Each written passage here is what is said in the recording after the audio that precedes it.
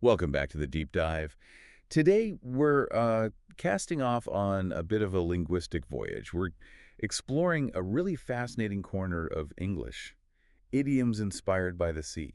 That's right. Yeah, we looked at a great article from myenglishteacher.co.uk, which basically rounds up a whole collection of these, nautical nuggets of language. And And it's quite a catch, isn't it? sure. So we're going to unpack some of the most useful ones today. What do they really mean, beyond the literal words? Hmm. And how do people actually use them in conversation? If you're learning English, maybe you're getting comfortable with day-to-day talk, but you want to add that extra layer. Yeah, that naturalness. Exactly, that sophistication. Maybe aiming for like a B2 or even C1 level. Well, understanding and using idioms like these is absolutely key. It's sort of like unlocking hidden codes in the language. It really is. Idioms paint pictures with words, and mastering them helps you understand not just the surface meaning, but the underlying feeling or the situation that's being described. They can be tricky, obviously, because they aren't literal, but once you get them, they really do enhance your fluency. It makes you sound much more natural. Okay, let's jump in then. Think of this as charting a course through the language. Right. So our first group of idioms, these relate to starting something new or maybe gaining momentum, getting things done together. Perfect. So when you're ready to begin, what's a classic C idiom you might hear? Well, you might hear someone say anchors away, or perhaps set sail. Ah, yes, Uh, anchors away. Literally, that means the anchor's up, right, off the seabed, so the ship can actually move. Mm-hmm. The source defines it as a signal that it's time to set off on a journey or begin a new project.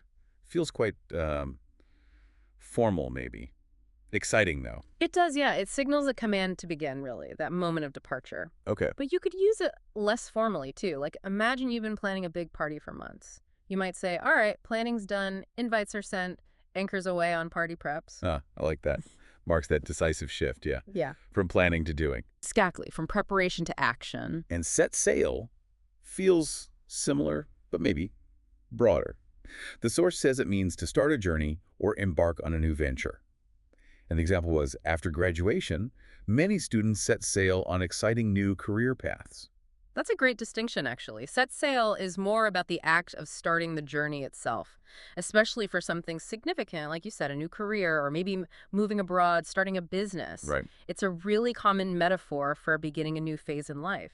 Sort of suggests leaving a safe harbor, venturing out. So anchors away is that energetic launch moment, and set sail is more the journey beginning, both really useful for marking new starts. Absolutely. And once you've started, how do you pick up speed?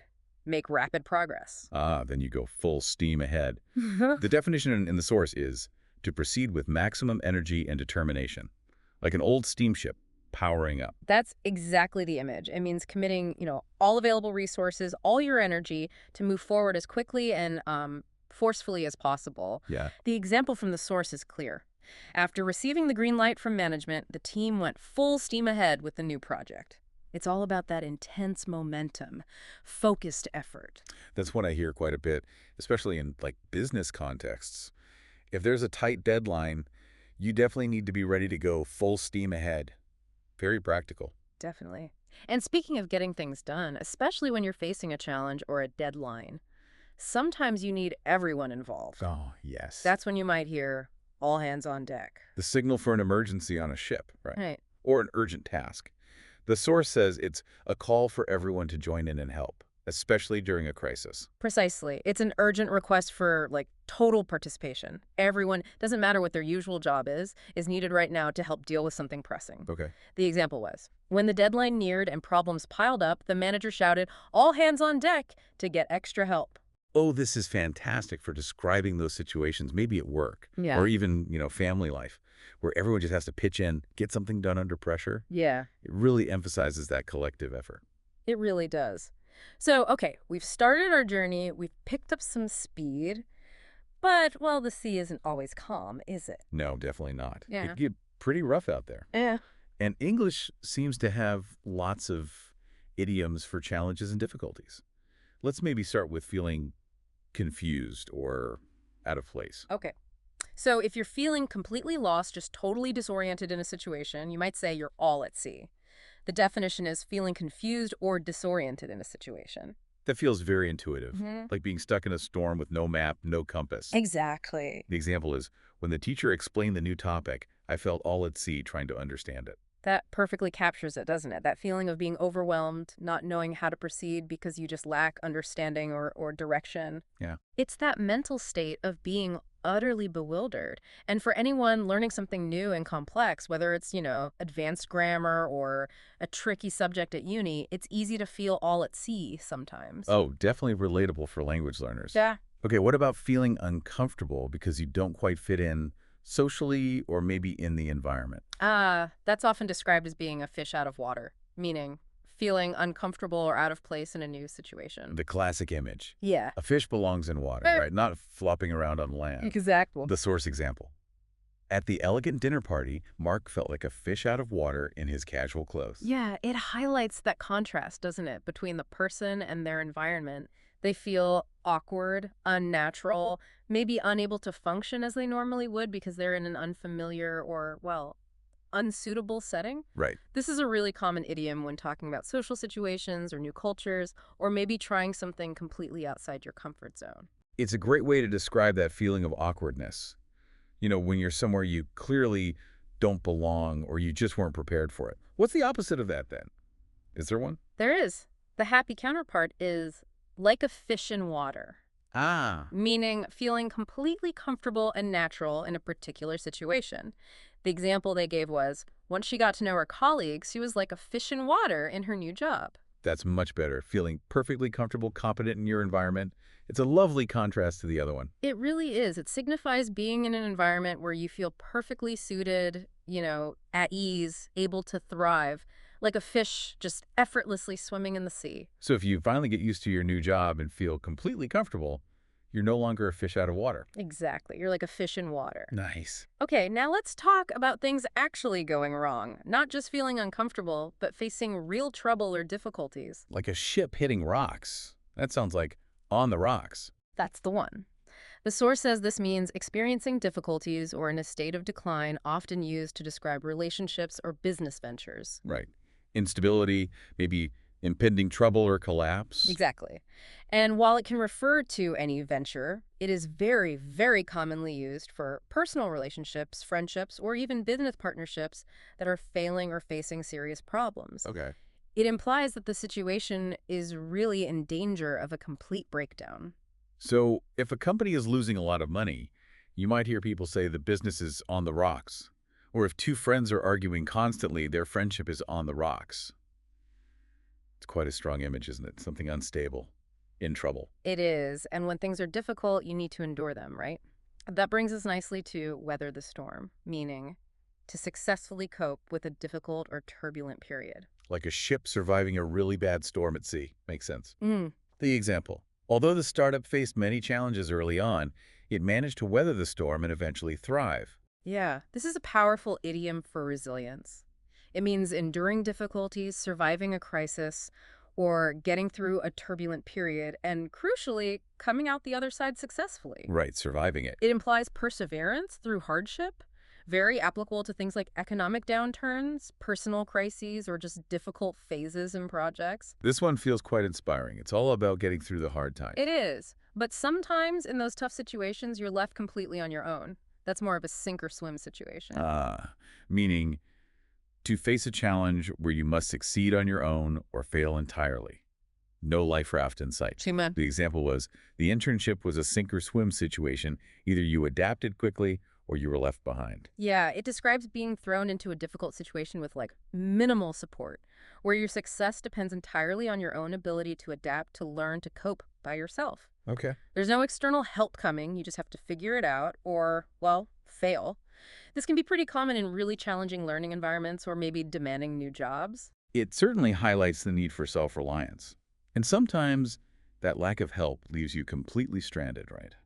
Which leads us perfectly to high and dry. The source defines this as being left in a difficult situation with no help or resources. Like a boat left stuck on the shore when the tide goes out. Can't move, can't get help. Exactly that image. It means being left helpless without support, resources, or assistance, usually when you needed it most. Often because something you were relying on failed or was, withdrawn unexpectedly. So it's about abandonment in a time of need. Precisely. That's a really common one, I think, for describing that feeling of being let down or abandoned when you were really counting on support. Very common. Another way things can go wrong is when plans or projects just get stuck. They can't move forward. That's when they run aground. Meaning used figuratively to describe plans or projects that have stalled due to unforeseen problems, like a ship hitting the seabed and getting properly stuck. Yes, it means plans or projects have just stopped making progress because they've hit some kind of insurmountable obstacle. Okay. The obstacle could be, lack of funding, maybe regulatory issues, unexpected technical problems, even internal disagreements. Right. The example was their innovative idea ran aground when they couldn't secure the necessary funding. The plan just hit no wall, basically, and couldn't proceed. That's a good one for business or project management context, I suppose. Yeah. If something is completely stalled, it is run aground. Definitely. Phew, we've navigated some difficult waters there. Let's maybe look at some idioms about opportunities and taking control now. Good idea. How do you take advantage of a good situation? You ride the wave, meaning to take full advantage of a positive trend or situation. Like a surfer, right. Skillfully using the energy of a wave to move forward, it means capitalizing on a favorable condition or a trend or an opportunity while it lasts. Makes sense. The example was, seeing the trend in renewable energy, the company decided to ride the wave and invest in solar power. Oh, this is fantastic for talking about market trends or popular ideas, or really any situation where there's a surge of positive energy or opportunity you can leverage. You want to jump on it and ride the wave. It's all about seizing that momentum. And, if one opportunity passes you by, the saying goes, don't worry too much because there are plenty of fish in the sea. This is such a comforting phrase, isn't it? Meaning, Yeah. there are many other opportunities or potential partners available. The sea is vast, full of options.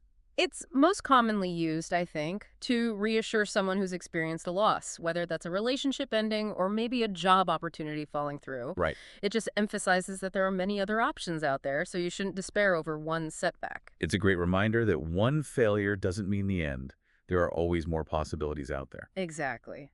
Now, when it comes to actually taking control or responsibility, the idiom is take the helm, meaning to assume control or leadership in a situation. The helm that's the steering wheel of the ship, essentially. Basically, yes. So taking the helm is literally taking the steering wheel, taking charge of the direction. The example. After the project leader resigned, Lisa was asked to take the helm until a replacement was found. It's a strong metaphor for leadership, isn't it? It means stepping into a position of authority or responsibility for guiding something, a project, a team, a whole situation. It implies making the decisions, setting the course. So if someone needs to step up and lead, maybe a project or a company, they are asked to take the helm. Very clear imagery. Very clear. Okay, finally, let's just touch on a couple of other interesting ones related to, say, order and behavior. First up, ship shape. Meaning neat, tidy, and well organized, just as you'd expect the crew of a ship to be. That makes sense. Order is crucial on a ship. The example. Before the inspection, the manager made sure that the office was ship shape. Yeah, it implies being in excellent order, Yeah. clean, thoroughly prepared. A well-run ship has to be efficient and orderly, so this idiom is used for anything that's just very well organized and ready. What level would you say this is? Like B1, B2? I'd say high B1, maybe low B2. It adds a nice bit of detail to descriptions of tidiness or preparedness. So you could use this for your desk or your room, Yeah. or even a prepared presentation. Everything is shipshape and ready to go. Exactly. And one we touched on before, which can be slightly confusing if you only look at one definition, is make waves. Remember, we clarified this. The article initially sort of described it as avoiding causing problems. Right. But the example showed the opposite. It actually means causing trouble or disruption, like literally disturbing calm water by making waves. That's it. The source example advises not to do this. In a strict office environment, it's wise not to make waves by challenging every decision. That's the common meaning, definitely.